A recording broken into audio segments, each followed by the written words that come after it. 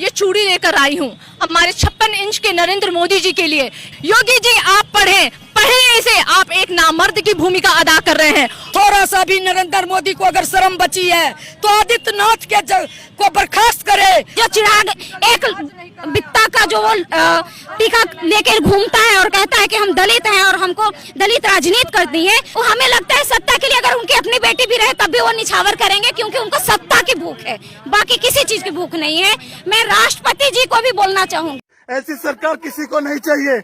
ये देखिए घर के बहू बेटियों के अंदर और घर में घुस के सर, घर में घुस के, ये कोई न्याय है? ये योगी सरकार है। बहू बेटियों को कोई इज्जत नहीं।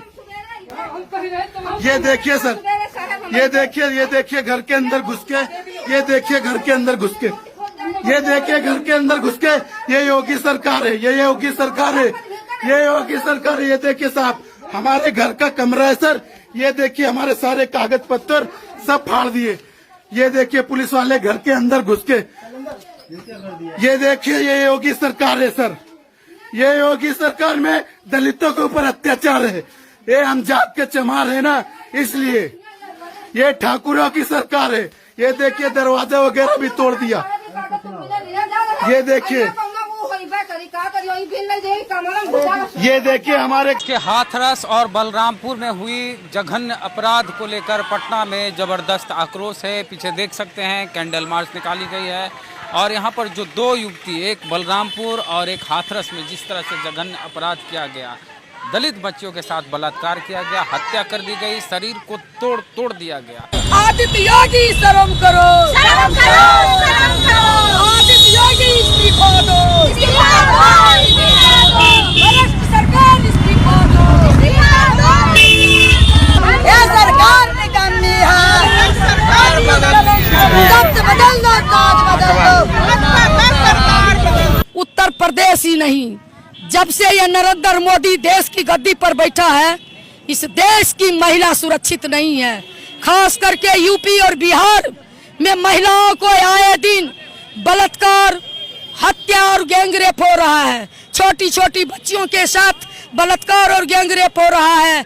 और नरेंद्र मोदी जो नारा दिया था बेटी बचाओ और बेटी पढ़ाओ, इस निकम्मी सरकार को चूड़ी पहन करके गद्दी छोड़ना चाहिए। इनको क्या पता बेटी किसको कहते हैं। ये जो आदित्यनाथ योगी है, मनीषा वाल्मीकि के साथ जो जयदाती हुई, उसके साथ जो बलात्कार हुआ, उसका जो जीभ काट लिया गया, उसका जो हाथ पैर तोड़ दिया गया, कमर तोड़ दिया गया, उचित उसका इलाज नहीं हुआ। और जब उसका माँ बाप पुलिस के पास उसका लाश मांगने के लिए गया तो उसका लाश नहीं मिला। और वहाँ इतना मनबरू और मनचलू आदित्यनाथ योगी की सरकार है कि उसका लाश नहीं दिया और पुलिस ने उसका जो है लाश को किरासन तेल छिड़क करके, पेट्रोल छिड़क करके जलाने का काम किया। इससे साबित होता है कि इस देश में जो नरेंद्र मोदी है और उसका जो जहां उसकी सरकार है बीजेपी की सरकार, या बिहार में बीजेपी गठबंधन की सरकार,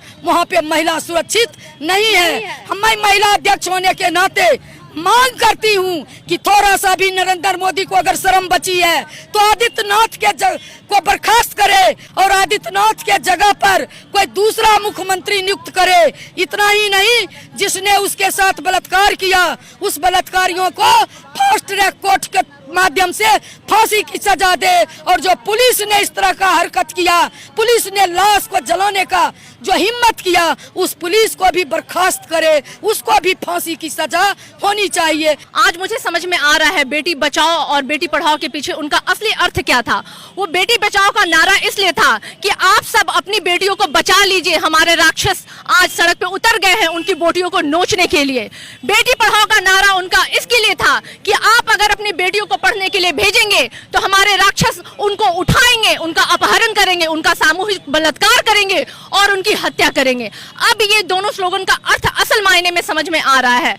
मैं ये चूड़ी लेकर आई हूँ हमारे 56 इंच के नरेंद्र मोदी जी के लिए। ये नरेंद्र मोदी जी आपके लिए है, जो आपकी स्थिति आपके राज्य में, आपके शासित राज्यों में हो रहा है। ये चूड़ी आप जरूर पहने। ये चूड़ी मैं अयोग्य योगी जी के लिए लेके आई हूँ। योगी जी आप पढ़ें पहले से आप एक नामर्द की भूमिका अदा कर रहे हैं। और खास करके मैं 2 चूड़ी और लाई हूं स्मृति ईरानी जी के लिए। जब एक टाइम में वो सड़कों पे महिलाओं के दर्द और बलात्कारियों के लिए सड़क पे उतरती थी और आंदोलन करती थी, आज पता नहीं वो सत्ता के लोभ में किन नामर्दों के साथ बैठी हुई हैं। आज उनके कानों तक उन बेटी और बहनों की चित्कार नहीं पहुंच रही है। आए दिन हर दिन बलात्कार और अपहरण की खबर हो रही है, लेकिन आज वो सड़कों पे उतर नहीं रहे हैं। क्या स्मृति ईरानी जी आपने अपना जमीर बेच दिया? क्या आपने अपना अस्तित्व बेच दिया? अगर नहीं बेचा है तो आइए, खड़े होइए, हम आपका वही रूप देखना चाहते हैं जब आप लोगों को चूड़ियां भेजा करती थी। बहुत दुख की बात है स्मृति ईरानी जी, बहुत दुख की बात है अयोगी योगी जी, बहुत दुख की बात है नरेंद्र मोदी जी। हम कहते हैं हम उस भारत देश में रहते हैं जिस भारत देश को भारत माता कहते हैं। दुख की बात है उसी भारत देश में, उसी भारत माता के देश में माताओं का सबसे ज्यादा उसकी अस्मिता को चोट पहुंचाया जा रहा है। जिस देश में माँ दुर्गा और माँ काली की पूजा होती है, वहीं पे माँ और बेटियों और बहनों की इज्जत को तार तार किया जा रहा है। शर्म की बात है, शर्मिंदा हूँ मैं, शर्मिंदा हो आप, शर्मिंदा हम सबको होना चाहिए जो आज स्थिति हमारी देश की बनी हुई है। लगातार आप देखिए, अभी आप मनीषा का चिता की आग ठंडी भी नहीं हुई, दूसरा एक और कांड हो गया बलरामपुर में। और आप देखिए उसके बाद अभी हम हो सकता है बात कर रहे हैं, एक कहीं और दुर्घटना घट चुकी होगी। हम इतने डरे हुए हैं, हमारी बेटियां सुरक्षित नहीं है, हम सुरक्षित नहीं है। कब तक ऐसे करते रहेंगे? जवाब देना पड़ेगा नरेंद्र मोदी जी आपको। आप हम लोग बहुत दुखी हैं, आहत हैं, और ये सरकार की नीति इससे दिखती है। आप सिर्फ स्त्री विरोधी ही नहीं, आप विशेष करके दलित भी विरोधी हैं, क्योंकि जितनी भी जघन्य घटनाएं घटी हैं उसमें अधिकतर जो महिलाएं हैं वो इसी समुदाय से आती हैं। तो ये आपका इन सारे कृत्यों से ये दिखता है, आपका चरित्र दिखता है। दलित नेता कहाँ है एनडीए के? रामविलास पासवान, चिराग पासवान और उसी पर हंसराज हंस सड़क पे क्यों नहीं दिख रहे? वो इसलिए नहीं दिख रहे क्योंकि सब सत्ता के लोपित लोग हैं, सबको सत्ता की भूख है, वो सिर्फ सत्ता के साथ है, वो समाज के साथ नहीं है। कितनी बड़ी साजिश है कि आप जब आरक्षण की बात करते हैं तो वो चाहते हैं कि नौकरियों में आरक्षण समाप्त हो जाए, लेकिन राजनीति में आरक्षण रहे ताकि ऐसे ही लोग जो अपनी सत्ता में पैठ जमा चुके हैं वो अपने बेटों के लिए, अपने पोतों के लिए अब राजनीति करें। जो हम जातीय राजनीति से भी देख रहे हैं कि हर पार्टियों में लेकर के लोग कूद रहे हैं। तो ऐसे लोग जो चाहे वो मृत्यु सैया तक लोग पहुंच गए हैं लेकिन अपनी राजनीति नहीं छोड़ रहे हैं। जीतन राम मांझी अगर विपक्ष में होते तो क्या इस तरह घर में होते कि वो भी सड़क पे होते?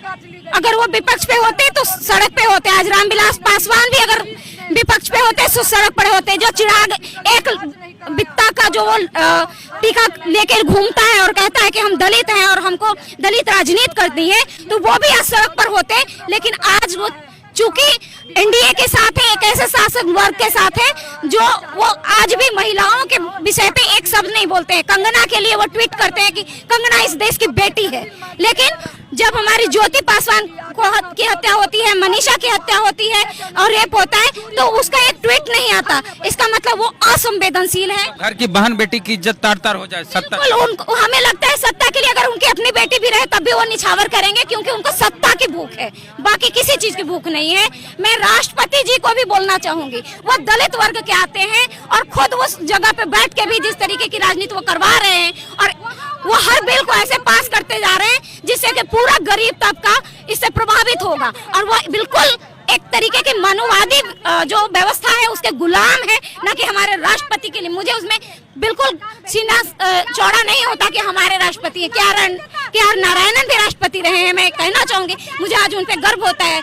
अब एजेपी अब्दुल कलाम भी रहे हैं राष्ट्रपति, मुझे गर्व होता है। लेकिन ऐसे राष्ट्रपति जो कि कोई काम के नहीं है, बिल्कुल ऐसी असंवेदनशील व्यक्ति हैं। हमारे पूरा का पूरा जो हमारा समाज है जो सत्ता का लोभी है और वो असंवेदनशील है।